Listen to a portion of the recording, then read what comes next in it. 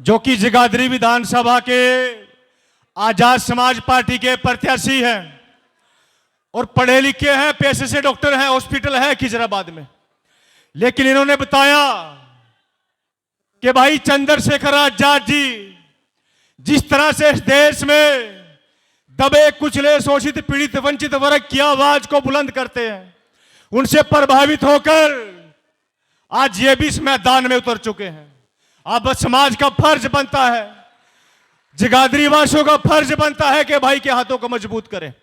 अब अगली जो हमारे आज के नेता हैं, आज के मुख्य अतिथि नगीना सांसद, Bhim army chief, Azad Samaj party के राष्ट्रीय अध्यक्ष माननीय चंद्रशेखर आजाद जी को मैं आमंत्रित करूंगा कि वो भी लंबे समय से बैठे इस जनता जनार्दन माताओं बहनों बेटियों को संबोधित करें। भाई चंद्रशेखर आजाद जी।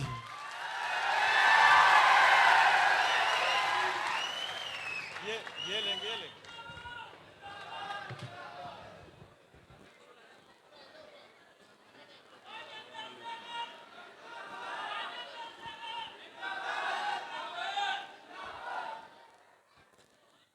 जय भीम, जय भारत, जय संविधान। नमस्कार, आदाब, सत श्री अकाल।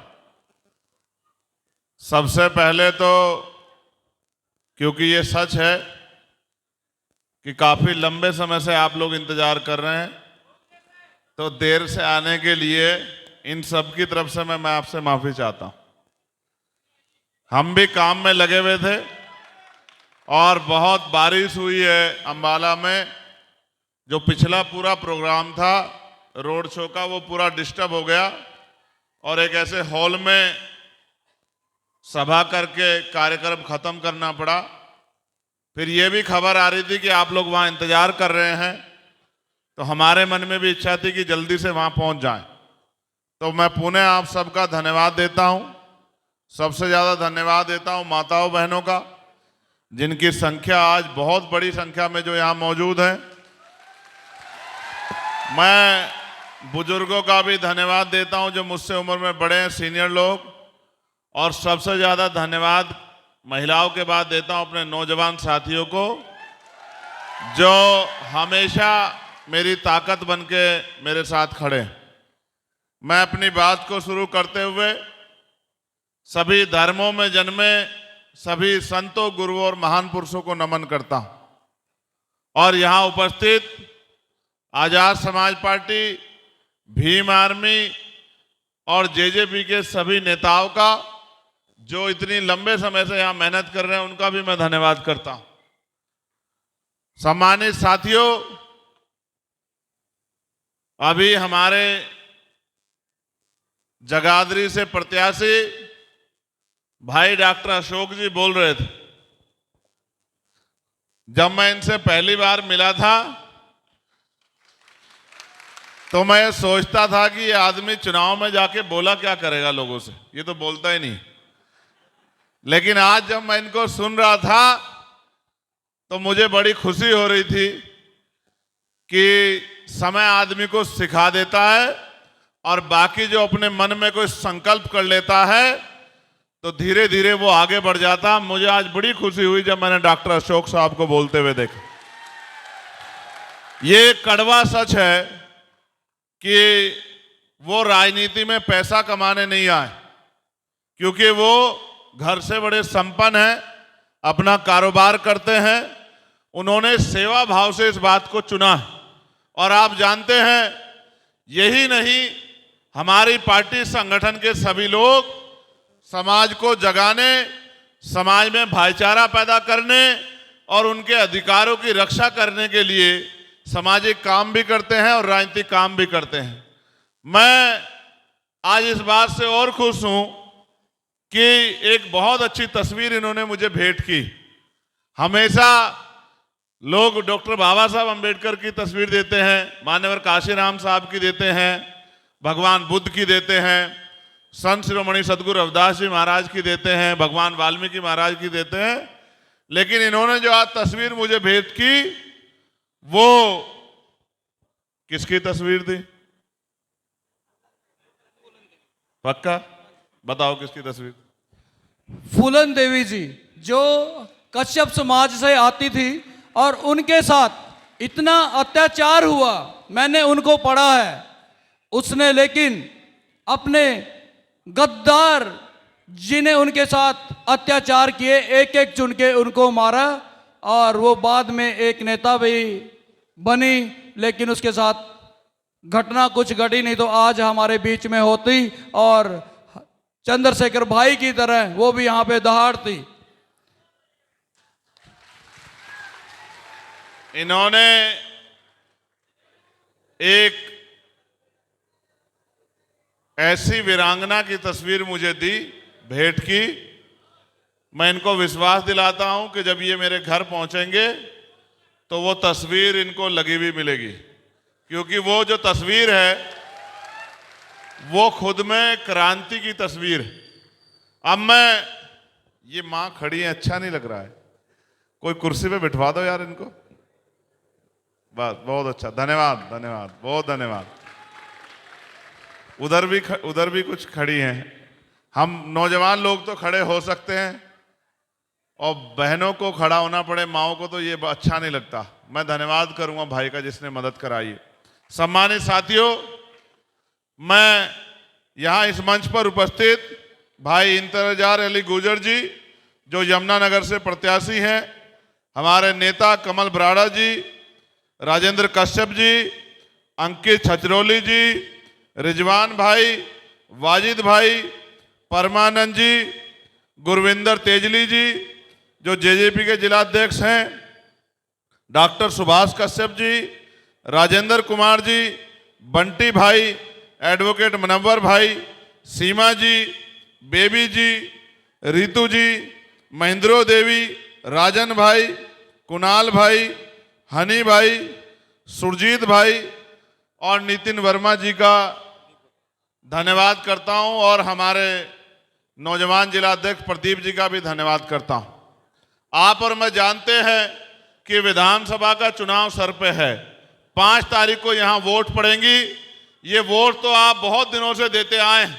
जब भी चुनाव आता है विधानसभा लोकसभा का, आप अपनी वोट का प्रयोग करते हैं, मगर सवाल ये है कि आप वोट देते क्यों हैं और वोट से क्या बदलाव होता है। अगर आप वोट नहीं दोगे तो क्या होगा, और अगर वोट को सही व्यक्ति को दोगे तो क्या होगा, ये 3-4 चीजें मुझे आपको बतानी है। बाकी आप घर परिवार चलाते हैं, आप बड़े समझदार लोग हैं। पहली बात ये कि आप वोट इसलिए नहीं देते कि जिसको वोट दी है वो आपके घर में बैठ के आपकी बातें सुनेगा।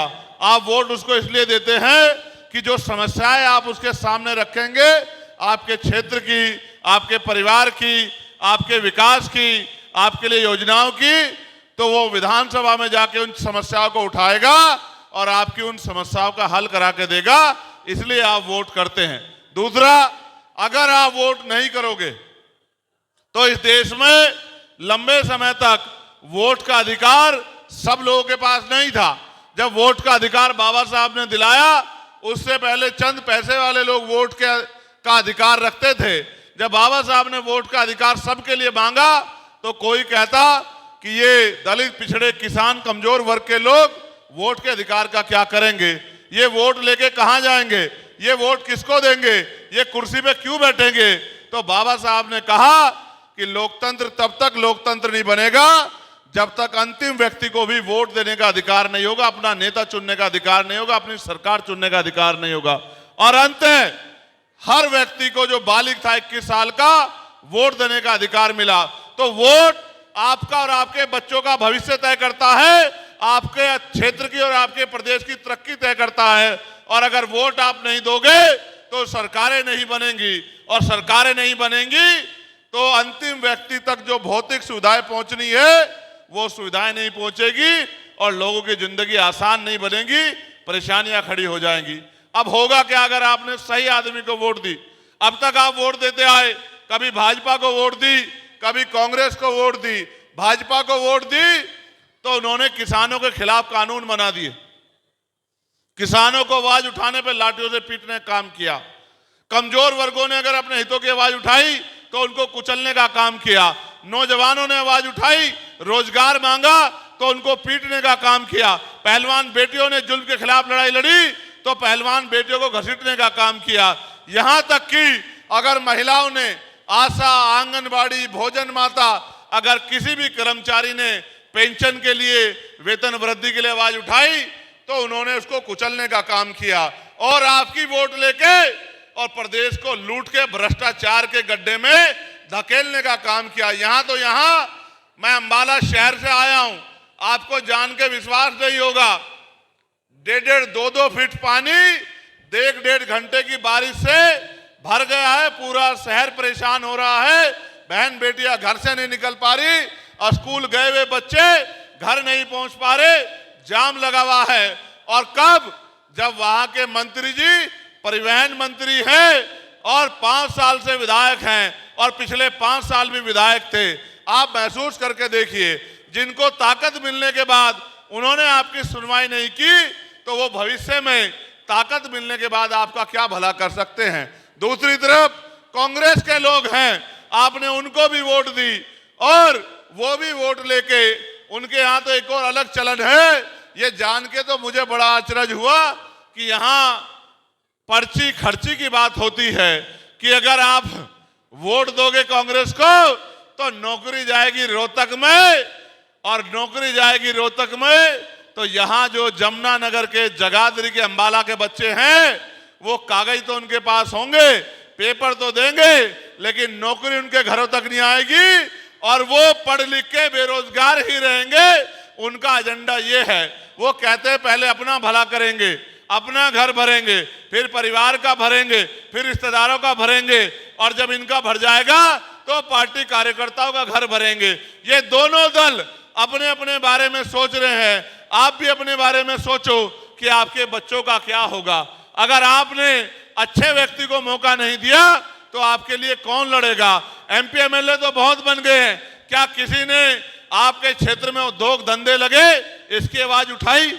एमपी एमएलए तो बहुत बने हैं, क्या आपके क्षेत्र में अच्छे अस्पताल बने, अच्छे स्कूल खुले, अच्छे कॉलेज बने, यूनिवर्सिटियां बने, माताओं बहनों को कुटीर उद्योग लगा के रोजगार मिले, पढ़े लिखे बच्चों को विदेश में पढ़ने का मौका मिले, और तो और उद्योग धंधे लग के बेरोजगार नौजवानों को रोजगार मिले? क्या किसी ने आवाज उठाई? किसने आवाज? यानी कि आपके घरों की समस्या नेताओं के घरों की समस्या नहीं है। इस गुंडा राज को जो भाजपा का चल रहा है, जो जाति के आधार पर लोगों पे जुल्म करता है, जो धर्म के आधार पर जुल्म करता है, जो धार्मिक स्थलों को कुचलता है, इन दोनों लोगों को अगर आपको सबक सिखाना है तो पढ़े लिखे लोगों को मौका देना पड़ेगा।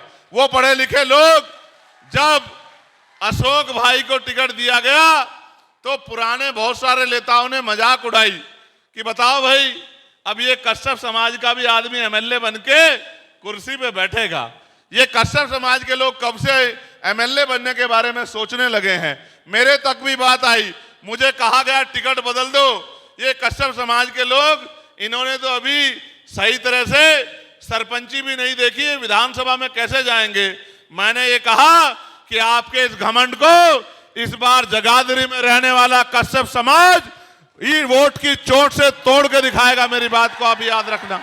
और कश्यप समाज ही नहीं, मैं अपने पूरे पिछड़े समाज से कहना चाहता हूं। सोमनाथ प्रजापति जी हमारे नेता हैं, बैठे हैं।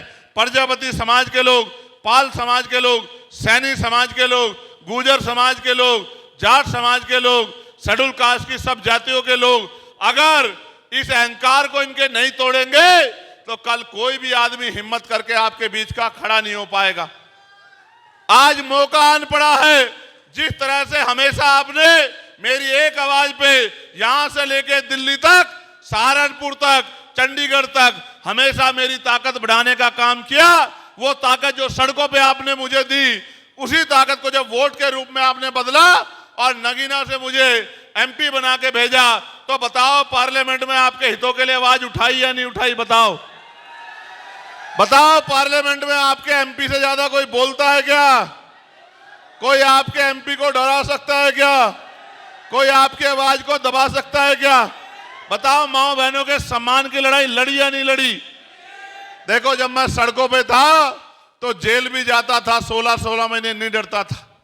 मैंने मुकदमे भी झेले, लाठियां भी खाई, और जब इससे आगे बढ़ के मैंने संकल्प कर लिया कि डरूंगा नहीं, सेवा करूंगा, तो गोलियां भी खाई। ये गोलियां मेरा रास्ता नहीं रोक सकती, ये लाठियां मुकदमे नहीं रोक सकती।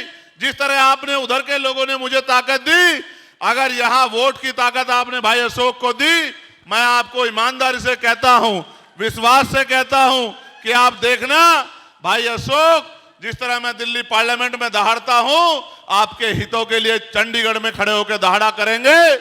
और आपको घर में बैठ के गर्व होगा कि इस बार हमने एमएलए बड़ा बहादुर चुना है। और आप ये देखो जिस तरह के हालात है, ना कांग्रेस की हवा है ना भाजपा की हवा है, जेजेपी एसपी के लोग मजबूती से मेहनत कर रहे हैं। हो सकता है सत्ता की चाबी हमारे हाथ में हो, तो आज का आपका एमएलए हो सकता है कल मिनिस्टर बन के आपकी सेवा करे और आपके क्षेत्रों में काम धंधे रोजगार और आपकी जो समस्या है उनका हल करे।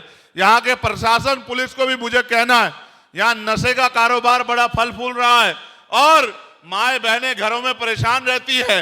नौजवान बच्चा जिसको प्रदेश और देश की सेवा करनी है वो नशे में डूब रहा है। माँ बहनों को चिंता है कि ये नशे का कारोबार बिना पुलिस के समर्थन के, बिना सरकार के समर्थन के फलता फूलता नहीं है। तो मैं पुलिस के लोगों से भी और प्रशासन के लोगों से भी कहना चाहता हूं कि सारे कर्मचारी तो बुरे नहीं होते, हम तो पुलिस के अधिकारियों की, कर्मचारियों की लड़ाई भी लड़ते हैं। लेकिन अगर आप इस तरह से इन नशाखोरों का समर्थन करोगे या इनकी मदद करोगे तो फिर आपके खिलाफ भी सख्त कार्रवाई आने वाले कल में हम लोगों को करवानी पड़ेगी, जिसके बाद दोबारा कोई अधिकारी कर्मचारी अपने निजी स्वार्थ के लिए दूसरों के घरों को उजाड़ने का काम नहीं करेगा। सम्मानित साथियों, अगर लोकतंत्र में हमारे पास हथियार है तो वो वोट का हथियार है। आप 10 रुपए का सामान खरीदोगे और सामान में कोई कमी हुई तो वापस दुकान पर जाके दुकानदार से कहोगे कि भैया तेरा सामान खराब है, ये सामान बदल के दूसरा सामान दे दे। अगर वो नहीं मानेगा तो भारतीय संविधान ने, कानून ने आपको अधिकार दिया कि आप कंज्यूमर कोर्ट चले जाओ और उसके खिलाफ कंप्लेन कर दो और उसको मुआवजा जो है देना पड़ेगा। लेकिन जब आप करोड़ों रुपए से कीमती वोट को एक बार डाल देते हो तो 5 साल वो नेता आपकी सुनवाई भी ना करे, आपकी बस्ती में भी ना आए, आपसे मिले भी नहीं, आपकी आवाज भी ना उठाए, धोखा भी दे दे तो आप उसका कुछ नहीं कर सकते। 5 साल बाद उसके खिलाफ वोट डाल सकते हो। मैं आपसे कहना चाहता हूं, किसी के खिलाफ और किसी के विरोध में नहीं, अपनी ताकत बनाने के लिए वोट डालिए। क्योंकि मैं फिर दोहराता हूं, आप 10 रुपए का सामान लेने जाओगे, 4 बार सामान को देखोगे, सामान खराब तो नहीं है, सामान पुराना तो नहीं है, सामान का पैकेट फटा हुआ तो नहीं है, माल पूरा है या नहीं है। लेकिन करोड़ों रुपए से कीमती वोट डालने के लिए जाते हो तो एक बार नहीं देखते कि जिसको वोट दे रहे हैं ये आपके लिए कभी खड़ा हो जाएगा नहीं हो जाएगा, आपकी लड़ाई लड़ेगा नहीं लड़ेगा, आपकी मदद करेगा नहीं करेगा, आपके बच्चों को रोजगार दिलाने में और आपकी क्षेत्र की समस्या खत्म करने में आपका साथी बनेगा नहीं बनेगा। आप पैसे वालों को वोट देते हो, ताकत वालों को वोट देते हो, वो वोट लेके घर में चले जाते हैं, वो अपने परिवार के बारे में सोचते हैं, आपके परिवार का क्या होगा। और जिस तरह के हालात हैं, अगर आपको जो सरकार हमारे लोग यहाँ लाने का प्रयास कर रहे हैं, कह रहे हवा चल रही है, उनकी सरकार का नमूना देखना हो तो जरा हिमाचल पे गौर कर लेना कि हिमाचल में किस तरह का जुल्म उन्हीं की सरकार में मजलूमों पे, गरीबों पे, किसानों, कमजोरों पे हो रहा है। मैं तो आपको ये कहना चाहता हूं, आप इतनी ताकत बना दो जेजेपी एसपी की कि सत्ता की ताकत आपके हाथ में रहे, फिर आप देखना कि आपको रोजगार के लिए किसी दूसरे क्षेत्र में नहीं जाना पड़ेगा। किसानों को फसल की दाम के लिए सड़कों पे आंदोलन नहीं करने पड़ेंगे और कोई बहन बेटी के सम्मान के खिलाफ एक शब्द नहीं कह पाएगा। जुल्म करना तो बहुत दूर की बात है। आप मेरा नेचर जानते हो, आपका आशीर्वाद से मैं यहां तक आया हूं। मैं आपसे मदद मांगने आया हूं कि भाई अशोक जी को वोट की ताकत से 5 तारीख को जिताकर भेज देना और अपनी समस्याओं को एक कागज पे लिख के चंद्रशेखर आजाद को दे देना। अभी तो हम लोग शुरू हुए हैं, अभी से घबराहट पैदा हो गई है दलों में, अभी से झूठी साजिशें हो रही है। मैं आपको विश्वास दिला कहता हूं, अभी हालात ऐसी है कि हम लोग जगाधरी भी तेजी से आगे बढ़ रहे हैं, सडोरा भी तेजी से आगे बढ़ रहे हैं, अंबाला शहर भी तेजी से आगे बढ़ रहे हैं और रादौर भी, यमुनानगर भी तेजी से आगे बढ़ रहे हैं। जनता का आशीर्वाद हमारे साथ रहा तो मजबूत ताकत आजाद समाज पार्टी जेजेपी हरियाणा में बनेगी। और अभी तो एक मेंबर ऑफ पार्लियामेंट है आपका, एक अकेला सब पे भारी, और जहां आपके 4-5 एमएलए बन गए तो चंडीगढ़ में बैठ के सरकारें सबसे पहले आपके बारे में सोचा करेंगी कि यमुनानगर, जगाधरी, अंबाला, रादौर, सडोरा के लोगों के लिए क्या होना है। सम्मानित साथियों, माओ बहनों, एक संदेश मेरा जरूर लेके जाना साथ में। जिस तरह सरकारें आपके आरक्षण को और आपकी जो समस्याएं हैं उनको खत्म करने का प्रयास कर रही है, और एक मांग मेरे आगे और रखी थी कि महर्षि कश्यप जी के उस पे उनकी जयंती पे राष्ट्रीय अवकाश होना चाहिए। मैं पूरे अपने पिछड़े समाज के लोगों को, कश्यप समाज के लोगों को विश्वास दिलाता हूं कि इस बार पार्लियामेंट में मैं जोर शोर से इस आवाज को उठाऊंगा कि महर्षि कश्यप जयंती पे राष्ट्रीय अवकाश होना चाहिए। साथ साथ मैं आपको यह भी कहना चाहता हूं, आज आप हजारों की संख्या में यहां जुटे हो और आप भरोसा करके यहां आए हो। आपकी जेब में मोबाइल फोन है, इस मोबाइल का प्रयोग करना। आपके विधानसभा में, आपके जिले में आपके रिश्तेदार रहते हैं, दोस्त रहते हैं, सहयोगी रहते हैं, कहीं बेटी की ससुराल है, कहीं बेटे की ससुराल है, कहीं मासी रहती है, कहीं बुआ रहती है। सबको फोन करना, सबको संदेश पहुंचाना, अपनी जिम्मेदारी को समझना। ये आपके बच्चों के भविष्य का मामला है, ये आपके क्षेत्र का मामला है, ये अगले 5 साल के भविष्य का मामला है। इसलिए अपने फोन का प्रयोग करके सबको खबर भेजना, सबको संदेश भेजना कि हमें इस बार जगाधरी से एक किसान कमेरे के बेटे को विधानसभा में चुन के भेजना है, और ताकतवर जो राष्ट्रीय दल है उनको मुंह तोड़ जवाब देना है कि हम आपके गुलाम नहीं हैं, हम अपनी मर्जी के मालिक हैं। अगर हमारी हिस्सेदारी नहीं दोगे तो हम अपनी वोट से अपनी हिस्सेदारी ले लेंगे। इसी बात को आपके सामने कहना चाहता हूं। और नौजवानों को कुछ संदेश कहूं क्या, बताओ? कुछ का काम करोगे नहीं करोगे बताओ? तो 8 घंटे घर चलाने के लिए निकालते हो, 1 घंटा ऐसे निकालना, 6-7 दिन का समय है, गली गली निकलना, घर घर मेरा संदेश पहुंचाना कि भाई चंद्रशेखर आजाद ने मदद मांगी है और वोट की ताकत उनको देनी है। वो हमारे लिए राष्ट्रीय स्तर पर, प्रदेश स्तर पर, जिला स्तर पर जहां भी किसी पे जुल्म होता है, चाहे दलित समाज का हो, चाहे किसान जाति का हो, चाहे पिछड़े वर्ग का हो, या मुसलमान भाई हो, सिख हो, ईसाई हो, सबकी लड़ाई लड़ने काम करता है। हमें उसकी मदद करनी है। अगर ये अपील लेके चले जाओगे तो मैं लिख के देता हूं इस भाजपा के गुंडा राज को 5 तारीख को वोट की चोट से उनके ताबूत में आखिरी कील ठोकने का काम आप लोग कर दोगे। और 8 तारीख को जब रिजल्ट आएगा तो आप देखना, 8 तारीख आएगी और भाजपा रफू चक्कर हो जाएगी। आप मेरी बात को याद रखना। जब ये जाएंगे और ऐसे लोग आएंगे तभी आपका भला होगा। आप यहां बड़ी संख्या में आए हो, इसके लिए हमारे नेताओं ने बड़ी मेहनत की है। मैं अपने सभी नेताओं का भी बहुत बहुत धन्यवाद देता हूं और उनसे अपील करता हूं कि वो आने वाले समय में इस क्षेत्र की सेवा का संकल्प लेके आज के बाद मैदान में उतर के काम करेंगे।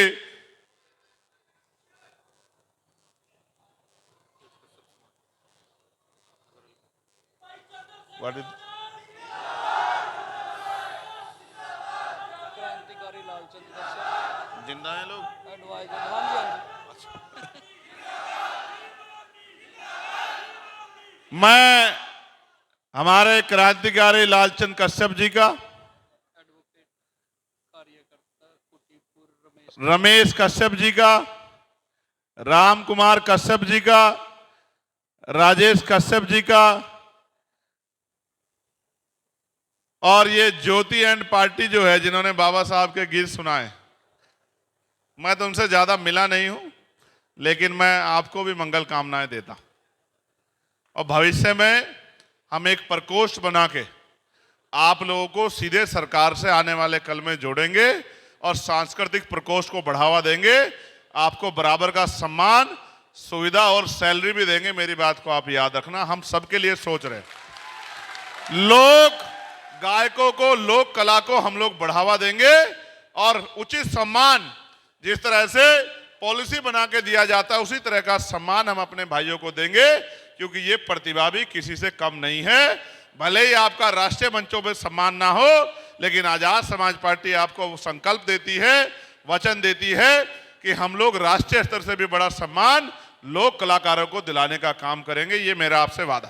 साथ साथ मैं पुनः आपसे पूछना चाहता हूं, हाथ उठा के बताओ, मेरी और भाई अशोक जी की मदद करोगे नहीं करोगे? बताओ।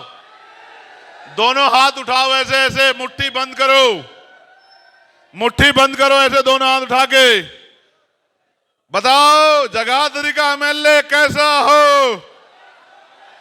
आवाज कम आ रही है, जरा जोर से बताओ, जगाधरी का एमएलए कैसा हो? जगाधरी का एमएलए कैसा हो? जगाधरी का एमएलए कैसा हो? जगाधरी का एमएलए कैसा हो? जनता का एमएलए कैसा हो?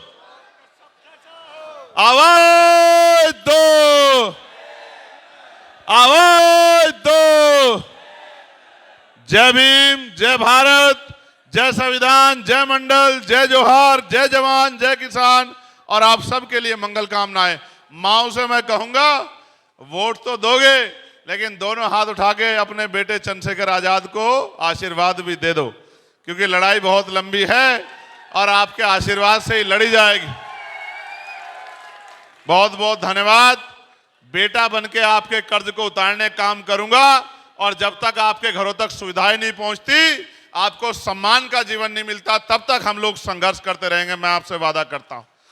और नौजवान साथियों, मेरी बात को याद रखना, हमारी बच्चियां खड़ी हैं, खूब पढ़ो, घर तक रोजगार बेटियों को लाके देंगे और नौजवान भाइयों का हाथ नहीं फैलने देंगे। उनको भी रोजगार की नीतियों से जोड़ के उनको भी इज्जत की जिंदगी और मिनिमम 21,000 रुपए की तनख्वाह का काम दिलाने का काम करेंगे। मेरी बात को आप याद रखें। दैनिक वेतन कम से कम 700 रुपए करने का काम करेंगे। आशा, आंगनबाड़ी, भोजन माता जो बहनें हैं, जो वर्कर हैं, उनको भी न्यूनतम 21,000 रुपए वेतन दिलाने का काम करेंगे। आपकी खाली जेब को सह सम्मान, इज्जत की जिंदगी दिलाने के लिए भरने का काम करेंगे।